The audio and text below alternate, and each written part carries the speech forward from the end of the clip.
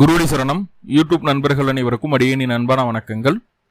நான் உங்கள் குருமணிகண்டன் பேசுகிறேன், பொள்ளாச்சியிலிருந்து. திருக்கணித பஞ்சாங்கத்தின்படி வரக்கூடிய சித்திரை மாதம் 31ஆம் தேதி 14/5/2025 அன்று புதன்கிழமை இரவு 10:36 குரு பகவான் ரிஷப ராசியிலிருந்து மிதுன ராசிக்கு பயிற்சி ஆகிறார். குரு ரிஷப ராசியிலிருந்து மிதுன ராசிக்கு பயிற்சி ஆகிறதுனால மீன ராசி அன்பர்களுக்கு என்ன மாதிரியான பலன்கள் நடக்க போகுது அப்படிங்கிற விஷயத்தை தான் இந்த பதிவில் டீட்டெயில்டாக பார்க்க போகிறோம். நன்மைகள் நிறைய உண்டு, தீமைகள் கொஞ்சம் கொஞ்சம் இருக்குது. நன்மைகள் தீமைகள் என்ன ஏது அப்படிங்கிறது டீட்டெயில்டாக பார்க்க போகிறோம். அதே நேரத்தில் இந்த 12ஆம் இடத்துல இருக்கக்கூடிய ராகு ஏதாவது பாதிப்பை கொடுக்குமா, ஜென்ம குருவினுடைய தாக்கம் எப்படி இருக்கும், ஸோ இந்த விஷயங்களோடு சேர்ந்து குருவினுடைய நகர்வு அப்படிங்கிறது உங்களுக்கு எவ்வளவு சாதகமாக இருக்குது அப்படிங்கிற விஷயத்தில் கான்சன்ட்ரேட் பண்ணி நம்ம பார்க்க போகிறோம். இப்போ குரு அப்படின்னு சொல்லக்கூடிய கிரகம் யார் அப்படின்னு பார்த்துட்டா, மீன ராசிக்கு அதிபதியே அவர் தான். உங்களுடைய ராசி அதிபதியே அவர் தான். அவர் 3ஆம் இடத்துலேருந்து 4ஆம் இடத்துக்கு பயிற்சி ஆகிறார். ராசி அதிபதி 4ஆம் இடத்தில் இருப்பது நன்மையான கண்டிப்பாக நல்ல விஷயம். சரி, அவர் ராசி அதிபதி மட்டும்தானா, வேற எந்த ஸ்தானத்துக்கும் ஆதிபத்தியம் இல்லையா அப்படின்னு பார்த்துட்டா, உங்களுடைய ராசிக்கு தொழில் ஸ்தானாதிபதி, கர்மஸ்தானாதிபதி 10 கூடியவரும் அவர் தான். ஸோ அவர் போய் 4ஆம் இடத்துல இருக்கிறார். அப்போ 10ஆம் அதிபதி 4ல் அமர்வது நல்லதானா, அதுவும் நல்லது தான். அப்போது ராசி அதிபதி 4ல் இருக்கலாம், பொதுவாக குரு 4ல் இருக்கலாம், அதே போல் 10ஆம் அதிபதியும் 4ல் இருக்கலாம். இப்போ குரு எங்கேயும் மறையில் கேந்திர ஸ்தானத்தில் பலம் பெற்று அமரக்கூடிய ஒரு அமைப்பு.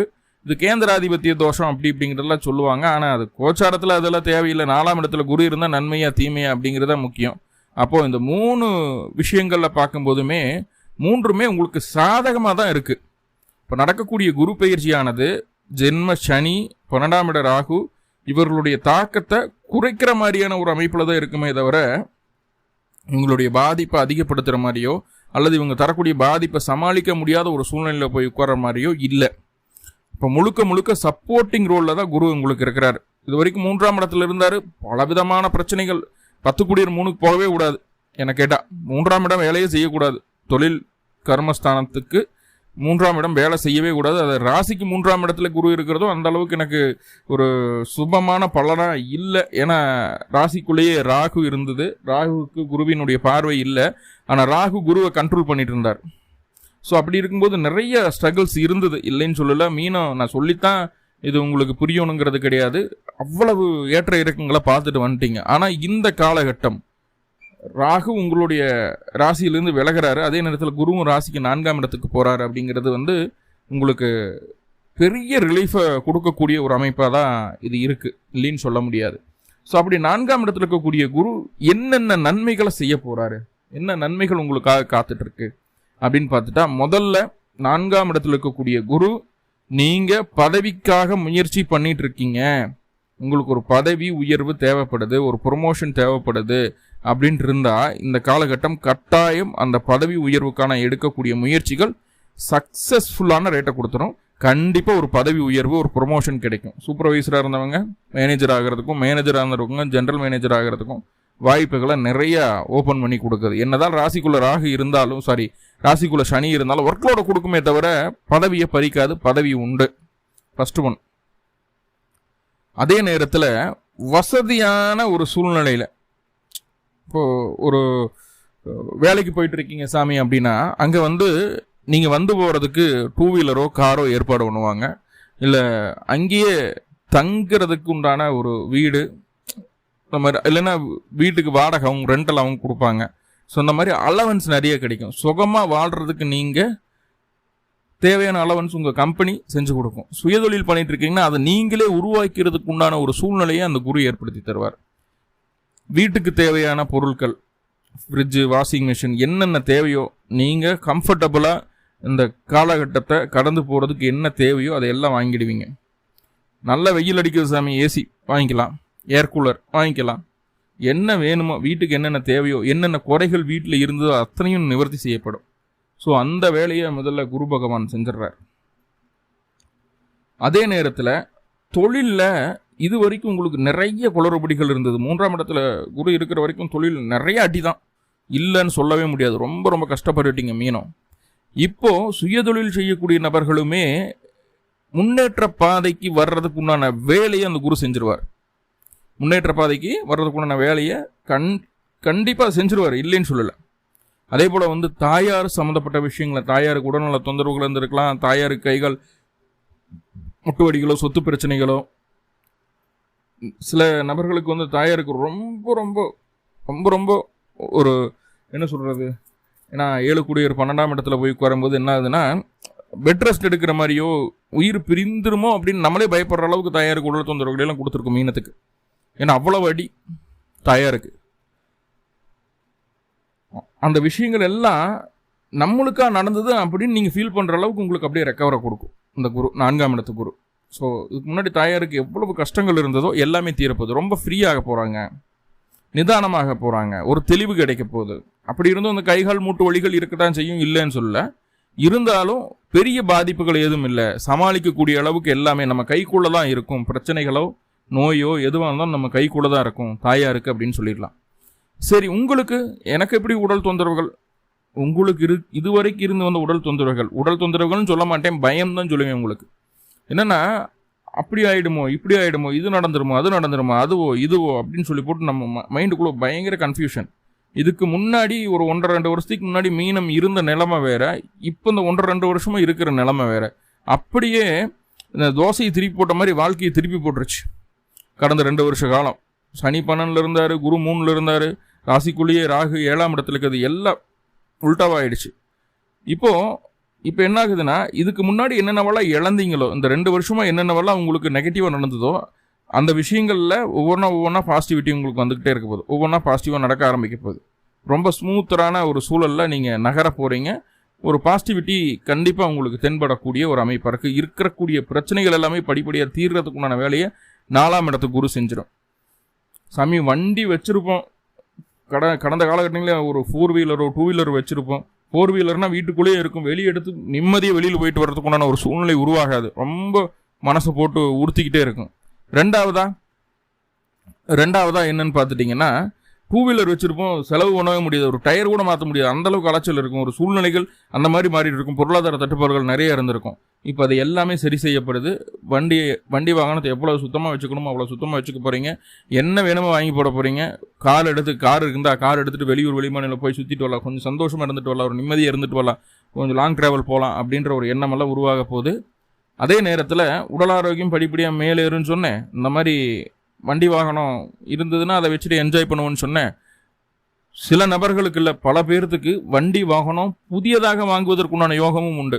அது வந்து பேஸ் எண்டெல்லாம் இல்லை, டாப் எண்டு மிட் ரேஞ்சு தான். பேஸில் போகவே மாட்டோம். ஓரளவுக்கு எல்லா ஃபியூச்சர்ஸ் இருக்கிற மாதிரி, ஃபியூச்சர் லோடட் கார்ஸ், பைக்ஸ் அப்படின்னு சொல்கிறோம் இல்லையா.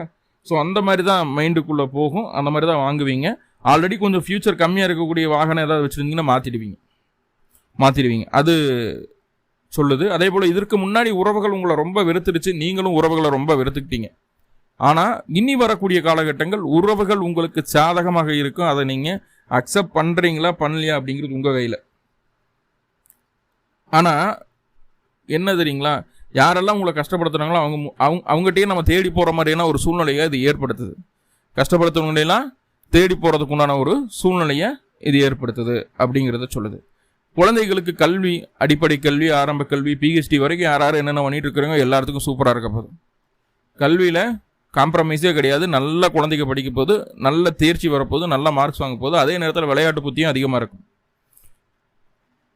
சுயதொழில் செஞ்சாலும் சரி, வேலைக்கு போனாலும் சரி, கையில் காசு போனால் புரண்டுக்கிட்டே இருக்கும். ஏதோ ஒரு வகையில் கையில் காசு வந்து போகிறதுக்குண்டான ஒரு சூழ்நிலையை சொல்லுது. கம்ஃபர்டபுளான ஒரு சூழ்நிலை இருக்கிற மாதிரி நம்ம ஃபீல் பண்ணுவோம். யாரோ நம்மளை கையை பிடிச்சி வழிகாட்டி கூட்டிகிட்டு போகிற மாதிரியான உணர்வுகள் இருக்கும். உங்களுடைய திறமையை வெளிப்படுத்துறதுக்குண்டான வாய்ப்புகள் கிடைக்கும். அந்த வாய்ப்புகள் கிடைக்காம தான் கடந்த காலகட்டங்களில் மீனும் ரொம்ப ஸ்ட்ரகிள் பண்ணிச்சு. அந்த திறமையை வெளிப்படுத்துறதுக்கு உண்டான வாய்ப்புகள் உங்களை தேடி வர்றதுக்கு உண்டான ஒரு சூழ்நிலையை சொல்லுது. இப்போ பாருங்கள், நம்மளுடைய எதிரிகளே நம்மளை பார்த்து கொஞ்சம் இல்லை நிறையவே பயப்படுற அளவுக்கு நம்மகிட்ட இருக்கக்கூடிய திறமையை சரியாக கையாளுவோம். அந்த சாமர்த்தியம் அப்படிங்கிறது இந்த காலகட்டம் எதிரிகளும் கூட இருக்கக்கூடிய நபர்களும் நம்மளுடைய சாமர்த்தியத்தை பார்த்து ஆச்சரியப்படும் வகையில் இருக்க போகுது இந்த காலகட்டம். ஸோ அவ்வளவு பெட்டரான ஒரு சூழ்நிலைக்குள்ளே உங்களை அந்த குரு அழைச்சிட்டு வர்றாரு. ஏன்னா புதனோட வீட்டில் குரு இருக்குது, உங்களுடைய ராசி அதிபதி புதனோட வீட்டில் இருக்காரு, அது 4ஆம் இடமா இருக்குது, கேந்திரஸ்தானமாக இருக்கிறது. அப்படிங்கிறது தான் இவ்வளவு விஷயங்களை சொல்லுது. அப்போது எதிரிகளே நம்மளை பாராட்டுவாங்க, எதிரிகளே நண்பர்களும் ஆவாங்க. சரிங்களா? ஆனால் எதிரிகள் நண்பராகிறாங்க அப்படின்னு சொல்லிட்டு அவங்கள ஒட்டி உறவாடக்கூடாது. குருவினுடைய பார்வை 8ஆம் இடத்துக்கு இருக்குது. மறைமுகமான ஒரு திட்டத்தோடு தான் உங்களுடைய எதிரிகள் உங்களை நோக்கி வர்றாங்க அப்படிங்கிறது தெளிவாக புரிஞ்சுக்கோங்க. மறைமுகமான திட்டத்தோடு தான் எதிரிகள் உங்களை நோக்கி வர்றாங்க அப்படிங்கிறது தெளிவாக புரிஞ்சுக்கணும். இல்லை அப்படின்னா பின்னாடி வருத்தப்படுவீங்க. இந்த காலகட்டம் யாரையும் நம்பாதீங்க. உங்கள் மேலே, உங்கள் திறமை மேலே நீங்கள் நம்பிக்கை வைங்க. கண்டிப்பாக அது உங்களுக்கு நல்ல ரிசல்ட்டை கொடுக்கும். உறவுகளை நம்பாதீங்க. தாயார் மேலே தான் பாசம் அதிகமாக இருக்கும். தாயார் வழி உறவுகள் மூலமாக தான் உங்களுக்கு எல்லாமே நடக்குதுன்னு நினைப்போம். அவங்களுக்கு ரொம்ப வென் பண்ணி போவோம். அந்த விஷயம் வேண்டாம். உங்கள் திறமை மேலே நீங்கள் நம்பிக்கை வைங்க. கண்டிப்பாக ஜெயிச்சிடுவீங்க. நிறைய விஷயங்களில் காரிய வெற்றியை ஈஸியாக பார்க்க முடியும். ஓகே,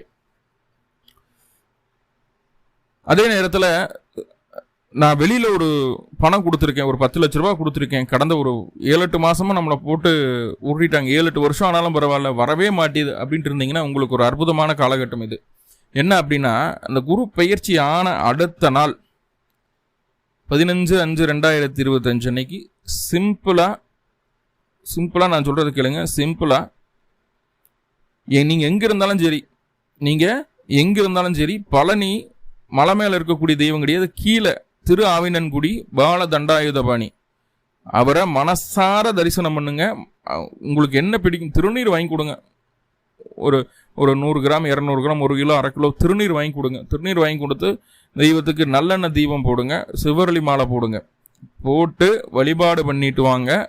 குரு பயிற்சியான அடுத்த நாள் இந்த வழிபாடை செஞ்சுட்டு வாங்க. ஒரே ஒரு பிரார்த்தனை மட்டும்தான் இருக்கணும், எனக்கு கொடுத்த பணம் திரும்ப வரணும். முழுசாக கிடைக்கல, வட்டியோடு வரலன்னு பரவாயில்ல, அசலாவது வந்தால் போதும் அப்படின்னு ஒரு பிரார்த்தனை வச்சுட்டு வாங்க. அடுத்து இந்த குரு பயிற்சி நடக்கிறதுக்குள்ளே கண்டிப்பாக அந்த பணத்தில் ஒரு சுயஜாதகப்படி சில விஷயங்கள் முன்ன பின்ன இருக்கும், ஆனால் அதில் ஒரு 50% உங்களுக்கு வசூலாகிடும். ஸோ அப்படி ஒரு வேலையை செய்யுது. இது வெளியில் கொடுத்த பணம் வராமல் இருக்கிறதுக்கு மட்டும் கிடையாது. ஒரு இஎஸ்ஐ அமௌண்ட் எடுக்க முடியல, ஒரு பிஎஃப் அமௌண்ட் ரிட்டைன் பண்ண முடியல, இந்த மாதிரி எதுனாலும் சரி இந்த விஷயத்தை நீங்கள் செஞ்சால் கண்டிப்பாக அது உங்களுக்கு நல்ல ரிசல்ட்டை தந்தே தீரும். அதில் எந்த மாற்றமும் இல்லை. கண்டிப்பாக குட் ரிசல்ட் கிடைக்க போகுது. அதில் அதே போல் கண்ணுக்கு தெரியாத மறைமுக எதிரிகளை ஈஸியாக கண்டுபிடிச்சிடுவீங்க. உங்களுக்கு தெரியாத ரகசியங்கள், உங்களை பற்றின ரகசியங்களை நீங்கள் தெரிஞ்சுக்க முடியும். உங்களை பற்றின ரகசியங்கள் வெளியே போகிறதுக்கும் வாய்ப்புண்டு. நம்ம கொஞ்சம் சைலண்ட்டாக அடக்கி வச்சுக்கணும் அப்படிங்கிறத சொல்லுது. ரகசியங்கள், நம்மளை பற்றிய முக்கிய ரகசியங்கள் நம்மளா சொல்லிவிடுவோம், அவ்வளோதான். அட்வைஸ் பண்ணுறங்கிற பேரில் நான் இப்படிலாம் இருந்தேன், நான் இப்படி இருக்கிறேன் பாரு அப்படின்னு சொல்லி போட்டு நம்மளோட நெகட்டிவாக அங்கே சொல்லிவிடுவோம். ஸோ அந்த இடத்துல மட்டும் கொஞ்சம் கவனமாக இருங்க. மாமியாருக்கு இது வரைக்கும் இருந்து வந்த உடல்நல தொந்தரவுகள் நீங்குவதற்குண்டான வாய்ப்புகளை சொல்லுது. கண்டிப்பாக அது ஒரு நல்ல விஷயந்தான். அதே நேரத்தில் உங்களுடைய தொழில் விருத்தி அப்படிங்கிறது நல்லா இருக்க போகுது அப்படிங்கிற ஒரு சில விஷயங்களை சொல்லு. தந்தையினுடைய வருமானம் 2 மடங்காக போகுது. தந்தை, சார் என்னுடைய பையன் மீனராசி சார், எனக்கு நல்ல வருமானம் இருக்குமா, தொழில் நல்லா இருக்குமா? கண்டிப்பாக உங்களுடைய தொழிலும் வருமானமும் 2 மடங்காக போகுது. நல்ல ஒரு பொருளாதார முன்னேற்றத்தை நோக்கி உங்களுடைய தந்தை செல்வார் அப்படிங்கிறத சொல்லுது. அதே நேரத்தில் பார்த்துட்டிங்கன்னா தந்தையின் பேரில் சொத்து, வீடு, வண்டி, வாகனம் வாங்குவதற்கு வாய்ப்புகள் உண்டு. தந்தை வழி சொத்தில் ஏதாவது பிரச்சனைகள் இருந்தால் அந்த பிரச்சனைகள் தீர்வதற்குண்டான ஒரு சூழ்நிலையும் இந்த குரு பகவான் ஏற்படுத்தி கொடுத்துருவார். ஸோ இது எல்லாமே டாப் நாச், எல்லாமே ப்ளஸ் ப்ளஸ் ப்ளஸ் ப்ளஸ் அப்படின்னு மார்க் போட்டே போயிடலாம். இப்போ ராசி அதிபதி 4ஆம் இடத்துல இருக்கிறார் இல்லையா, அதுக்கு என்ன சார் பலன்? 4 குரு இருந்து இதெல்லாம் சொல்லிட்டீங்க. ராசி அதிபதி 4ல் இருந்தால் என்ன பலன் அப்படின்னா, இங்கே பெரிய மைனஸ் என்ன தெரியுங்களா? இந்த 4ஆம் இடத்துல குரு போய் அமர்றது பெரிய மைனஸ் என்ன தெரியுங்களா? நீங்கள் உங்களை மட்டும்தான் கவனிப்பீங்க. உங்களை சுற்றி இருக்கக்கூடிய அம்மா, அப்பா, அண்ணன், தம்பி, மனைவி, கணவர், குழந்தைகள் இது எல்லாம் செகண்டரி ஆகிடும். 4ஆம் இடத்துல குரு இருக்கும்போது முழுக்க உங்களுக்கு என்ன தேவை, நீங்கள் எப்படி இருக்கணும், நீங்கள் எப்படி டெவலப் ஆகணும், நீங்கள் என்ன சாப்பிடணும், எப்படி ட்ரெஸ் பண்ணணும், எப்போ வெளியில், இது எல்லாமே நீங்கள் நான் என்ன மட்டுமே யோசிச்சுட்டு இருக்கிற மாதிரியான ஒரு சூழ்நிலைகளை இந்த குரு பகவான் ஏற்படுத்துவார். அதுக்கு பேர் என்ன, சிம்பிளாக சுயநலம் சொற்று அதிகமாகக்கூடிய ஒரு காலம் அப்படின்னு கூட நம்ம சொல்லிடலாம். சரிங்களா? இந்த ஒரு மைனஸ் மட்டும் இருக்குது. இதனால என்னென்னா உறவுகள் கொஞ்சம் நம்மளை வெறுக்கிறதுக்கு ஆரம்பிக்கும். சரிங்களா? அந்த இடத்துல மட்டும் கொஞ்சம் கவனமாக இருந்துக்குங்க. எப்பவுமே நீங்களும் உங்களை சுற்றி இருக்கிறவங்களையும் பற்றி யோசனை பண்ணி பாருங்கள், போதும். அதே நேரத்தில் லக்னாதிபதி, ராசி அதிபதி 4ஆம் இடத்துல இருக்கும்போது எல்லா விதமான பொருளாதார முன்னேற்றங்களும், நல்ல சுகமான வாழ்க்கை அமையும், பொறுப்பு பதவிகள் தேடி வரும், எப்போதுமே சந்தோஷமாக இருக்கணும் அப்படின்ற ஒரு மைண்ட் செட் இருக்கும். எப்போதுமே சந்தோஷமாக தான் இருக்க போகிறீங்க. வரக்கூடிய நாட்களில் நிறைய பயணங்கள் மேற்கொள்ள வேண்டிய ஒரு சூழ்நிலை உண்டு. நிறைய பயணங்கள் உண்டாகும். கண்டிப்பாக வெளியில் நிறைய இடங்களை எக்ஸ்ப்ளோர் பண்ணுறதுக்குண்டான ஒரு சூழ்நிலைகளை சொல்லுது. இப்போ 10 கூடியர் நாளில் சரி இது ஏதாவது நெகட்டிவ் இருக்குமா 10ஆம் அதிபதி நாளில் இருந்தா அப்படின்னு பார்த்துட்டா, ஃபஸ்ட்டு ஃபஸ்ட்டு ஒரு பாயிண்ட் என்னென்னா, உங்களுடைய தாயாரும் உங்களுடைய மாமியார் 2 பேருமே கம்பைன் ஆகிக்குவாங்க. 2 பேர்த்துக்குள்ள ஒரு நல்ல பரஸ்பர அந்யோன்யம் உண்டாயிடும். அவங்க 2 பேரும் ஒன்று சேர்ந்துட்டாலே போதும், பகுதி பிரச்சனை தீர்ந்து போயிடுது இல்லையா? அப்போது அந்த மாதிரி இருக்கும். தாய் வழி உறவுகளினுடைய ஆதரவு பூர்ணமாக இருக்கும். தாயாருமே உங்களுக்கு எக்கனாமிக்கலாக நல்லா சப்போர்ட் பண்ணுவாங்க. அதே போல் மென்டலி ரொம்ப அப்செட்டாக இருந்தீங்கன்னா தாயார் தான் உங்களை தேத்தி விடக்கூடிய ஒரு மிகப்பெரிய ஆயுதமாக இருக்கும். ஆனால் அவங்களுக்கு பயங்கரமாக டிப்ரெஷனை நீங்கள் கொடுத்துட்டு தான் இருப்பீங்க. இந்த வருஷம் தாயாருக்கு டிப்ரெஷனை கொடுத்துட்டு தான் இருப்பீங்க. வேணும்னே அவங்க மேலே அவங்ககிட்டயே போய் எல்லாமே அவங்கள டிபெண்ட் பண்ணி இருக்கிற மாதிரியான ஒரு சூழ்நிலைகளை கொடுக்குது. ஆனால் இந்த காலகட்டம் தாயார் உங்களுக்கு முழு ஆதரவு பக்கபலமாக இருக்க போகிறாங்க. அது எல்லாமே உங்களுடைய முன்னேற்றத்துக்காக அப்படிங்கிற விஷயங்கள். தனக்கு எவ்வளோ வந்தாலும் பரவாயில்ல, உங்களை நல்லா பார்த்துக்கணும் அப்படின்ற மைண்ட் செட் இருக்காங்க. அதே போல் வேலைக்கு போகிற ஆளுகளுக்கு சுயதொழில் செய்யணும், புதுசாக இன்வெஸ்ட்மெண்ட் பண்ணணும், பிடிக்கணும் அப்படின்ற எண்ணமெல்லாம் வரும். எதையுமே நேர்மையாக செய்யணும், பக்குவமாக செய்யணும், அவசரம் வேண்டாம், பொறுமையாக நிதானமாக இருக்கணும். அந்த அனுபவத்தை சரியாக பயன்படுத்தக்கூடிய ஒரு தன்மை எல்லாமே இந்த காலகட்டம் ரொம்ப நல்லபடியாகவே இருக்குது. ஆனால் சுயதொழில் செய்யணும்னு சொல்லி இறங்கிட்டோம், இல்லை ஆல்ரெடி சுயதொழில் செஞ்சுட்ருக்கோம் அப்படின்னா ஒரு இடத்துல உட்காந்து வேலை செய்ய முடியாதுங்க. 10ஆம் அதிபதி நாளில் இருந்தால் ஓடிக்கிட்டே இருக்கணும்.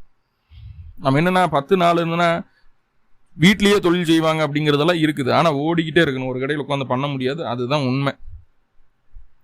நாளில் சனி இருந்தாலும் 10ஆம் அதிபதி நாளில் இருந்தாலும் இதுதான் உண்மை. இது மாற்றத்துக்கு இடமில்லை. ஸோ இவ்வளவு நன்மைகள் இருக்குது, சின்ன சின்ன அந்த தீமைகள் இருக்கு இல்லையா? அதை சரி செய்கிறதுக்கு என்ன சாமி பண்ணுறது? அருகில் இருக்கக்கூடிய முருகன் ஆலயங்களுக்கு போங்க. முருகனுக்கு 2 நல்லெண்ணெய் தீபம், கொஞ்சம் திருநீர் வாங்கி கொடுத்து வழிபாடு செய்துட்டு வாங்க. பிறந்த கிழமை அன்னைக்கு, பிறந்த நட்சத்திரத்தன்னைக்கு அந்த வழிபாடை செய்யுங்க. கண்டிப்பாக இந்த குரு பயிற்சி மிகப்பெரிய ரிலீஃபை மீனத்துக்கு தந்தே தீரும் அப்படின்னு சொல்லி இந்த பதிவை முடிச்சுக்கிறேன். நன்றி நண்பர்களே, நன்றி. வாழ்வளமுடன். திருச்சிற்றம்பலம்.